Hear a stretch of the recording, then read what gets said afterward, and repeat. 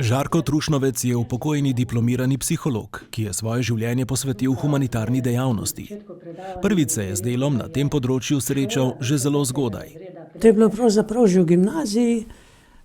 Naš razrednik je enostavno en dan prišel v razred. Je rekel, zdaj ste stari 18 let, jaz grem na krvodajalsko akcijo. A greste z mano? Že v času študija se je ukvarjal z alpinizmom. Diplomiral je iz teme o delu psihologa na alpinistični odpravi.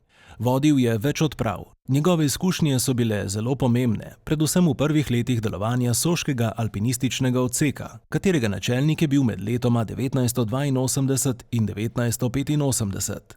Ko se enkrat odločiš recimo za to pot gorska reševalna služba, to je bilo pač zato, ker sem na eni alpinistični turi bil prisoten, ko se je zgodila nesreča.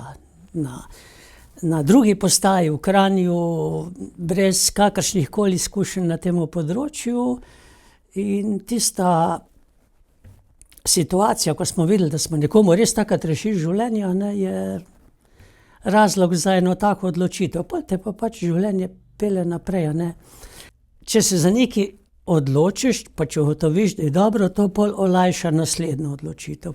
Član GRS je od leta 1981. Od leta 2001 do 2020 je opravljal zahtevne naloge načelnika postaje GRS Tolmin. Ekipo je vodil združevalno.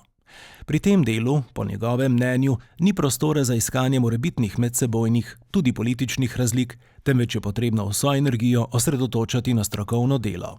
V teh reševanj, kjer je vse izgledalo že pravzaprav brezupno, pa smo na koncu posameznika našli živega, zdravega.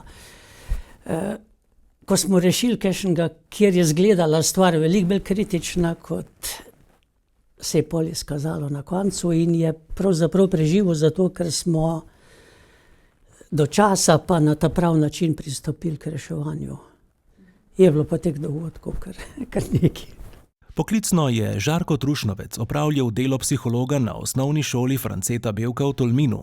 Vzgoji mladih pa se ves čas posveča tudi prostovoljno.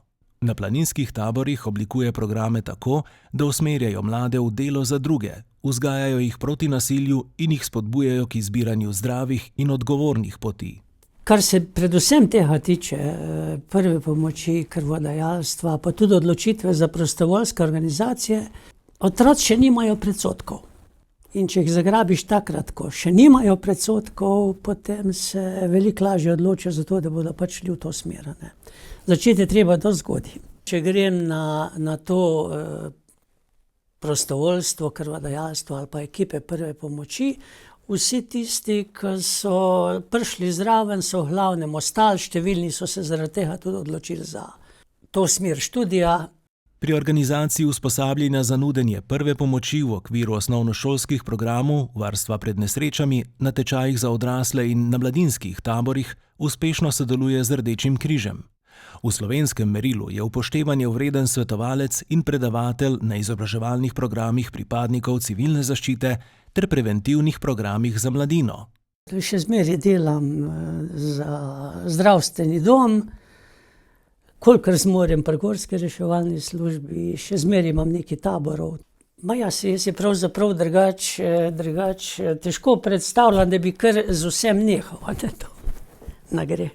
Žarko Trušnovec je uresničil idejo o vsakoletnem druženju reševalcev, njihovih družin in simpatizerjev, saj se zaveda, da tudi oni prevzemajo del obremenitev reševalcev.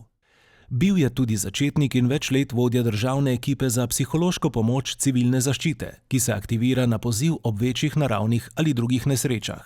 Ljudje rabijo predvsem to, da niso sami, da ima življenje nek smisel, da se lahko zmeraj zanesejo na to, da bodo dobili pomoč. Zdaj v tem sodobnem svetu veliko tega manjka, veliko ljudi je osamljenih, veliko ljudi skrbi za prihodnost, in če v skupnosti ni ene take stvari, kot je prostovoljstvo, ki je profesor Ramovš je rekel, imunski sistem družbe. Tam, kjer zataji država, kjer zatajijo inštitucije, so pa prostovoljci, ki ne morejo tega nadomestiti, ampak do neke mere lahko pomagajo. Priznanja in nagrade, ki jih je prejel v času aktivnega humanitarnega dela, je težko našteti. Kot je tudi nemogoče na kratko strniti vse njegovo delo, pomoč, srčnost, s katerimi od mladih nog nesebično pomaga ljudem v stiski. Tudi po upokojitvi se s pretanjenim občutkom, obširnim strokovnim znanjem, izkušnjami in svojo energijo posveča soljudem.